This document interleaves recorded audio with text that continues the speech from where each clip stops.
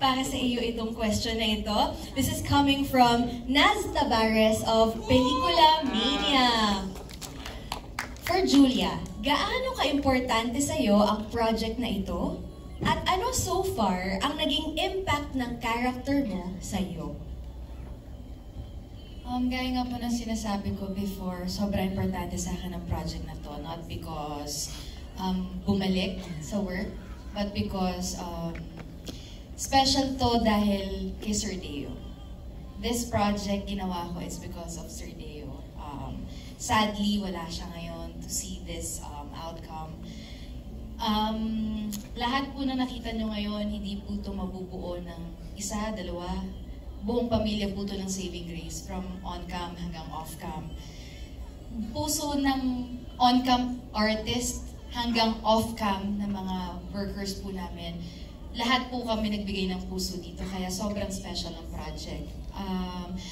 Kung anong natutunan ko naman po kay Ana, siguro hindi lang natutunan nakarelate ako kay Ana kasi may ugali po akong nagwo-wall din ako. So it's really hard to open up, especially kapag yun yung takot mo. And with Ana, yun yung kaya hirap na hirap akong i-portray yung role, especially the first part, the first episode na nakita nyo. Kasi ang hirap magpigil, especially kung nakita nyo na yung galing ng bata. Sobrang inosente, sobrang raw. Tapos kapag umiiyak na siya, kailangan kong pigilan na huwag ako madala kasi kailangan maklaro ko sa tao na hindi ako emosyonal na tao.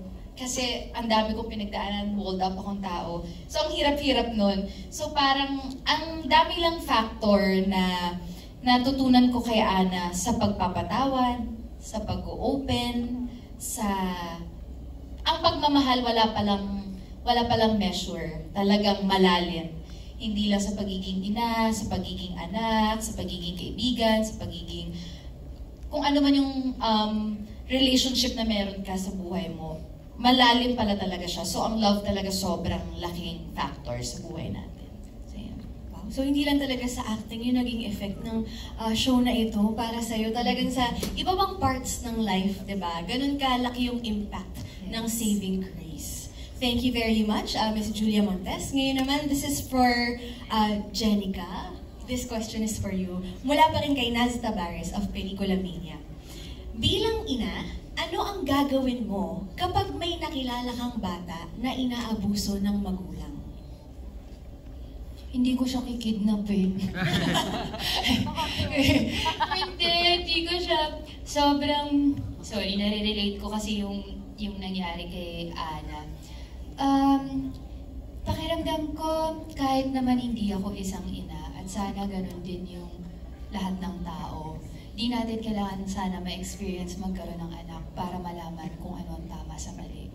Para magkaroon ng lakas ng loob na lumapit sa mga taong mas may alam kung ano ba at paano solusyonan ang mga bagay. Kasi iba din kasi yung child abuse. Kumbaga sa ibang bansa, may makita ka lang na batang nagtitinda. Child abuse na yun, pero dito sa Pilipinas, we see it everywhere. And minsan kahit kausapin natin sa kanila, parang na-ingrain na rin na normal na lang yung ginagawa nila. So, syempre dyan, kasama dyan yung prayers, pero syempre, kilos-kilos din. Huwag tayo magtatakip ng tenga, hindi tayo wala naman akong connection dyan lalo na kung first hand mong na-experience at nakikita. So ikaw, you're someone na who would do something, talagang mag-take action kapag may nakita kang bata na inaabuso? Yes, take action talaga. Kasi ang salita ng naawa ko, sana maligtas ko siya. Salita lang naman yun hanggat hindi mo ginagawa ng paraan.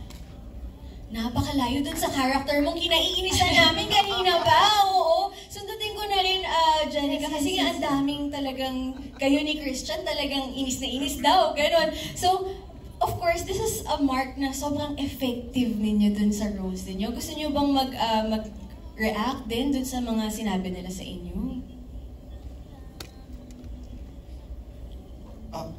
Thank you. Sorry po. I guess hindi ko maililipad yung karakter if not because of our directors, Direct FM and Direct Dolly and si Danix na talagang nagbigay ng oras para sagutin lahat ng mga tanong sa isip ko. Kasi nung una ko itong ginagawa, para akong sabog. Hindi ko alam kung paano ilalapat yung mga paa ko dun sa shoes ng character.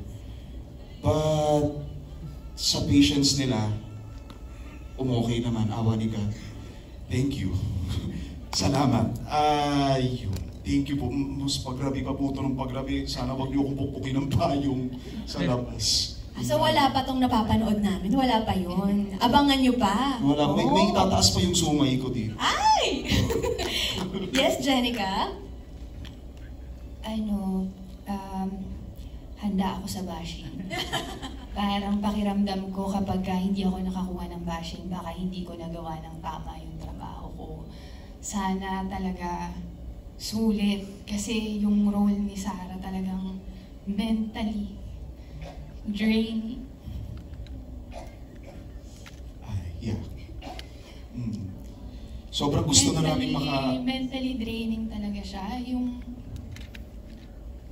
Ang hirap kapag ilalagay mo yung sarili mo sa posisyon na kailangan mo ng lalaki para mabuhay. Na parang trinabaho mo na hindi maging ganun. Trinabaho mo yung lakas mo na kaya kong tumayo mag-isa, tapos ibabalik mo yung karakter mo sa isang babae na hindi kayang tumayo sa sarili niyang paa kung wala yung nobyo niya.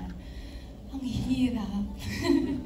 Yung feeling kong taon kong pinaghirapan na pagtagumpayan dahil sa isang proyekto, kakalimutan mo na lang ulit para magawa mo ng wasto. Yun. Kumbaga taliwas to sa values mo as a person, pero para sa karakter, kinailangan mong ilagay yung sarili mo ulit dun sa ganong sitwasyon. So, grabe yung sakripisyo na yun, no? Na ginagawa ng actors natin sa Saving Grace. So, we can see na hindi lang to basta-bastang project talaga, napakalalim din ng pinagdaraanan ng ating mga actors. And congratulations dahil napaka-effective, at sobrang believable talaga pag pinapanood namin kayo. Okay, thank you for your sacrifices. Yes, hindi madali yung ginagawa ninyo. And this time naman, let's go to Mr. Sam Milby. Hi, Sam! Gulat siya. Hi! Hi, Sam. Good evening. Hello daw, sabi ni Ate Shar Opulencia.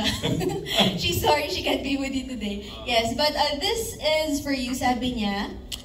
Sabi ng nagtatanong, Sam, ano ang mga pinaghuhugutan mo ng inspirasyon para maisabuhay ang karakter mo sa Saving Grace? O, di ba sa'yo talaga napunta yung malalim na Tagalog sa, let me translate.